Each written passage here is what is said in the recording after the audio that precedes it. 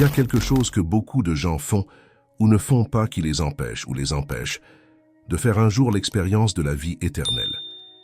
Et le pire, c'est qu'ils ne s'en rendent même pas compte. C'est ce dont nous allons parler dans cette vidéo aujourd'hui. Nous examinons les leçons que vous et moi pouvons apprendre alors que nous nous élevons et gravissons les montagnes de la Bible, parce que Dieu veut nous parler de ces mêmes montagnes aujourd'hui. Maintenant, nous tournons notre attention vers une montagne très importante dans le Nouveau Testament. C'est ce qu'on appelle le mont des Béatitudes, où Jésus a prêché son célèbre sermon sur la montagne dans Matthieu chapitre 5 à 7. Nous allons explorer quelques leçons très importantes dans cette vidéo. Comme toujours, je veux vous donner un peu de contexte. J'aimerais donc que vous imaginiez que vous êtes un juif du 1er siècle et que vous voyagez à travers la Galilée. Il y a cet enseignant qui gagne en popularité et en renommée, dont le nom est Jésus. Partout où il allait, il y avait des multitudes de gens qui le suivaient, car ils avaient entendu dire qu'il était capable de guérir les malades, de ressusciter les morts, de faire marcher les boiteux et de voir les aveugles. Il enseignait comme quelqu'un qui avait de l'autorité, et il y avait des foules qui le suivaient partout. En fait, pour mettre cela en contexte, dans Matthieu chapitre 4, verset 25, il est dit que de grandes foules le suivaient partout où il allait. Des gens de Galilée, des 10 villes, de Jérusalem, de toute la Judée et de l'est du Jourdain. Et puis, dans le chapitre suivant, au chapitre 5, versets 1 et 2, il est dit qu'un jour, voyant la foule se rassembler, Jésus monta sur le flanc de la montagne et s'assit. Ses disciples se rassemblèrent autour de lui, et il se mit à les enseigner. Ainsi, ce que Jésus est sur le point de vous enseigner sur cette montagne a été appelé le sermon de Jésus sur la montagne, son enseignement le plus célèbre. Dans ce sermon, il présentera le concept de son royaume.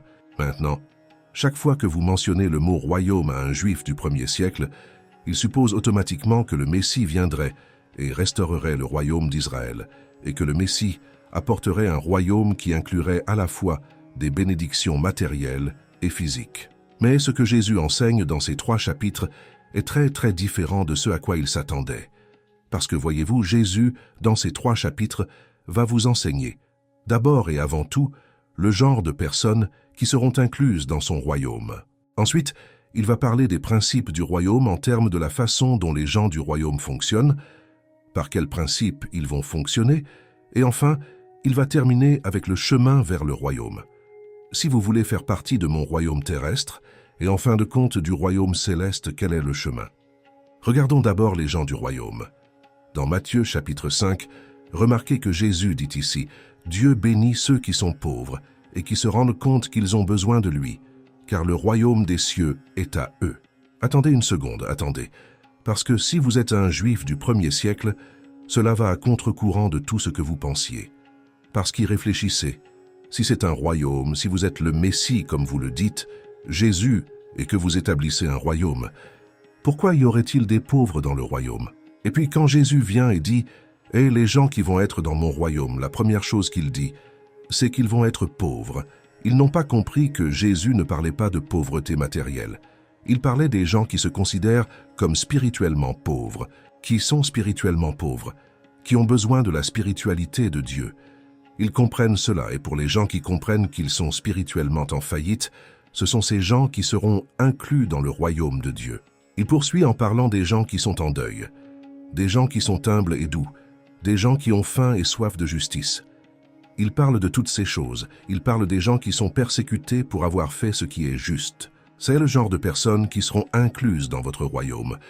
Puis et finalement, elle termine cette session en parlant des gens dans son royaume qui vont être sel et lumière, c'est-à-dire des gens qui éclairciront l'obscurité, des gens qui seront comme du sel, qui ajouteront et rehausseront la saveur, qui changeront l'environnement, des gens qui feront la différence, des agents de changement. Donc, jusqu'à présent, Jésus, cela ne ressemble pas au genre de royaume que nous espérions.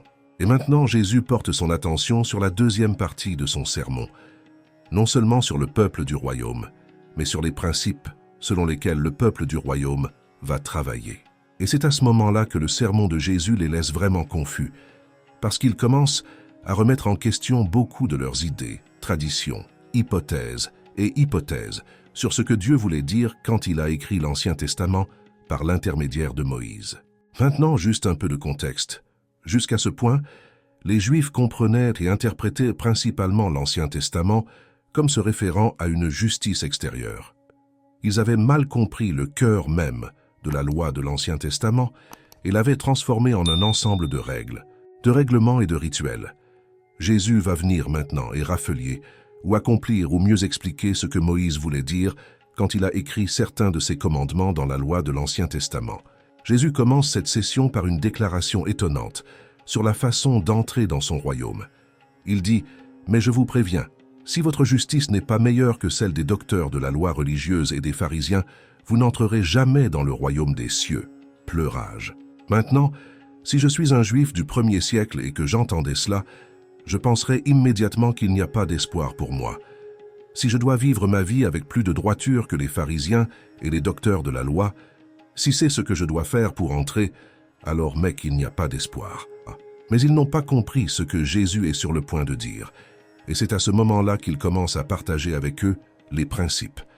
La première chose dont Jésus parle ici, c'est de la colère.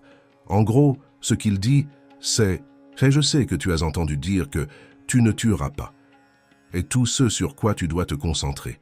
Et à la fin de la journée, tant que tu peux cocher la case que tu n'as tué personne, cela signifie que Dieu est content de toi. Mais Jésus dit « Attendez, non, pas nécessairement. Ce n'est pas si facile parce que ce que je veux que vous fassiez, c'est qu'au lieu de regarder l'extérieur, je veux que vous regardiez votre cœur et je veux que vous exploriez et voyiez si vous étiez même en colère contre quelqu'un ce jour-là. » Donc, vous voyez ce que Jésus est en train de faire. Il place la barre plus haut. Parce que maintenant, il n'est pas si simple pour vous et moi de dire que nous sommes d'accord avec Dieu ou que nous plaisons à Dieu avec nos vies.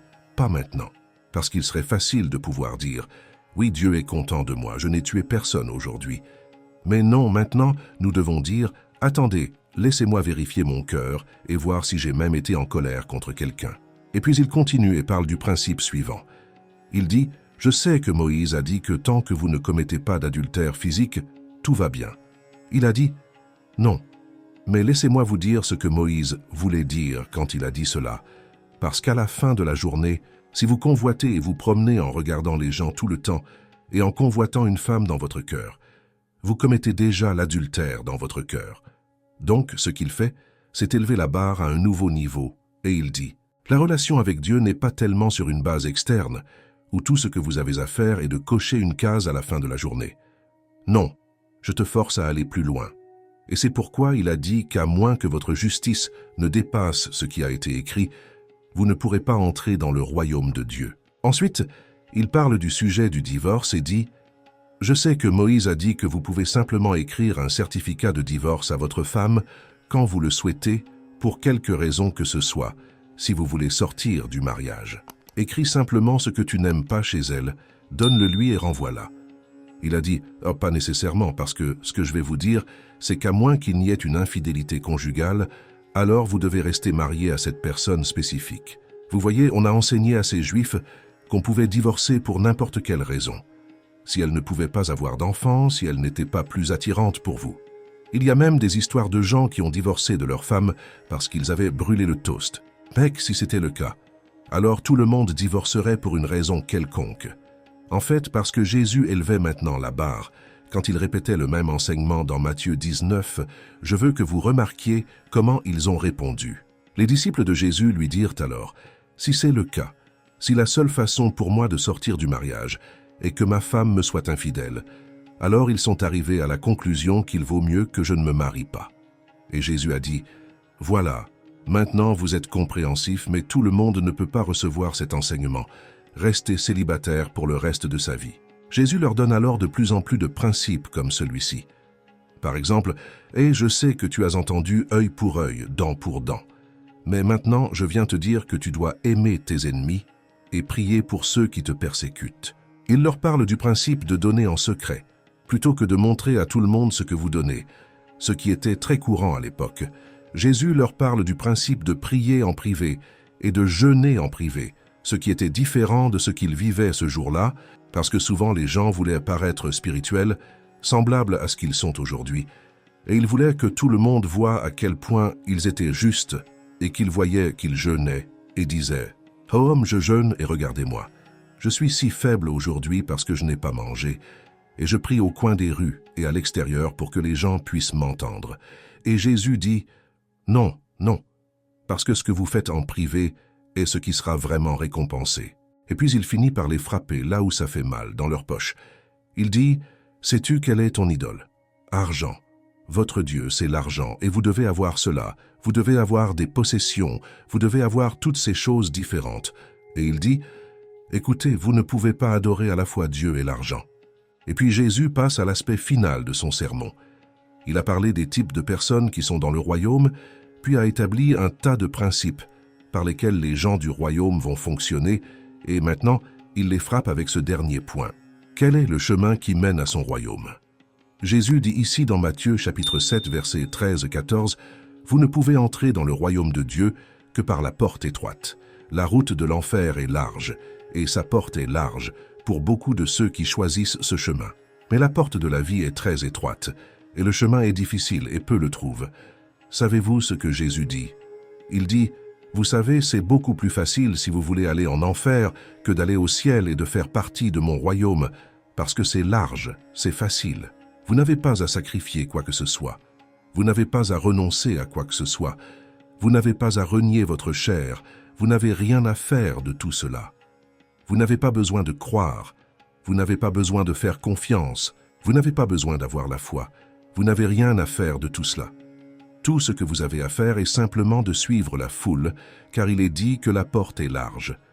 Mais quand il s'agit de mon royaume, dit-il, peu de gens le trouveront, et le chemin est très étroit. » Et puis il les frappe avec ces versets plus controversés, des versets que beaucoup de chrétiens croient être parmi les versets les plus effrayants de la Bible. Et nous allons les regarder parce que, plus tôt au début de cette vidéo, je vous ai dit que beaucoup de gens font ou ne font pas des choses qui les empêchent d'entrer dans le royaume de Dieu et de ne pas leur permettre de faire l'expérience de la vie éternelle. Jetons un coup d'œil à cela maintenant. Jésus dit au verset 21, « Tous ceux qui m'appellent Seigneur, Seigneur, n'entreront pas dans le royaume des cieux. Seuls ceux qui font réellement la volonté de mon Père qui est dans les cieux y entreront. » Donc, remarquez, la première chose que Jésus dit à propos de l'entrée dans son royaume, c'est plus que de simplement dire des mots. Il dit « Hé, pas tous ceux qui m'appellent, juste Monsieur, Monsieur. » Donc pour les gens qui enseignent que vous pouvez être dans le royaume de Dieu en prononçant simplement le nom de Jésus ou en disant « Jésus est Seigneur ». Jacques dit même que les démons savent que Jésus est le Seigneur. Donc, ce que vous dites n'est pas suffisant pour entrer dans le royaume. Maintenant, continuons. Il dit dans le verset suivant, « Au jour du jugement, beaucoup me diront « Seigneur, Seigneur ». Alors ils disent les bonnes choses, et ensuite, ils font les bonnes choses.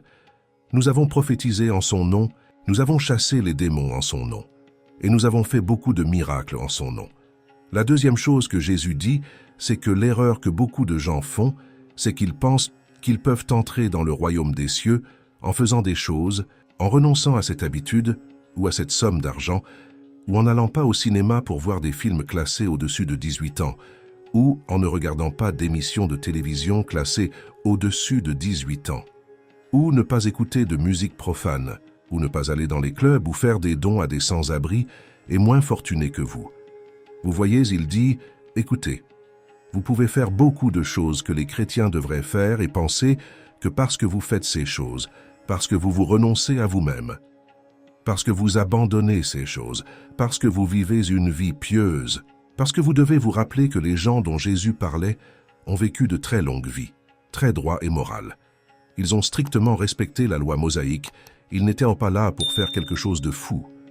Mais Jésus les frappait et leur disait « Ce n'est pas parce que vous faites ces choses que cela vous mettra dans le royaume. » Et puis il dit ceci, « Je répondrai, je ne les ai jamais connus. Retirez-vous de moi, vous qui transgressez les lois de Dieu. » Remarquez qu'il ne dit pas que vous allez perdre votre salut, parce qu'il ne dit pas « Je ne te connais plus ». Il dit « Je n'ai jamais eu de relation avec toi. » Alors, savez-vous quel est le seul moyen d'entrer dans le royaume de Dieu? Cela revient au verset 21 qui dit ceci. « Seuls ceux qui font vraiment la volonté de mon Père qui est dans les cieux entreront. » Quel est le testament de mon Père? Un seul mot, croire. Vous n'avez rien à faire pour entrer dans le royaume. La seule chose que vous devez exprimer, et la foi en Jésus. C'est la volonté du Père. La volonté du Père est de croire en qui le Père a envoyé. Si c'est ce que vous faites, et si vous dites « Je crois en Jésus-Christ aujourd'hui », alors vous n'avez pas à craindre d'aller en enfer. En fait, permettez-moi de clarifier cela. Parce que beaucoup de gens croient en Jésus. Il ne s'agit pas de croire en Jésus, il s'agit de ce que vous croyez au sujet de Jésus. Croyez-vous que Jésus est le Fils de Dieu? Croyez-vous que Jésus est pleinement divin et pleinement humain? Croyez-vous que Jésus va venir? Croyez-vous que Jésus est mort, qu'il a été enseveli, qu'il a été crucifié, qu'il est ressuscité d'entre les morts et qu'il est maintenant monté à la droite du Père, vivant éternellement pour intercéder pour vous et moi? Croyez-vous cela au sujet de Jésus? Croyez-vous que Jésus est mort sur la croix pour vos péchés? Parce qu'avec son sacrifice sur la croix pour vous, il a pris votre place sur la croix et, par conséquent, a gagné votre salut. Vous voyez, c'est tellement plus que de simplement dire « Je crois en Jésus ». De nombreux groupes de culte disent « Je crois en Jésus ». Il s'agit de ce que vous croyez au sujet de Jésus. Mon ami, c'est ce qui va vous mettre dans le royaume de Jésus. Pas ce que vous dites et pas seulement ce que vous faites. Alors que nous continuons à explorer les différentes montagnes de la Bible, je prie pour que la prochaine fois que vous rencontrerez Matthieu chapitre 5 à 7, le sermon de Jésus sur la montagne, vous vous souveniez que vous parlez du peuple du royaume, des principes par lesquels le peuple du royaume doit fonctionner. Et enfin que le chemin vers le royaume est une porte étroite et qu'elle n'est pas large. Et la seule façon d'entrer est de mettre votre foi authentique dans le Seigneur Jésus-Christ pour le pardon de vos péchés. Que Dieu vous bénisse d'avoir regardé et consulté nos autres vidéos sur les Saintes Écritures sur notre chaîne.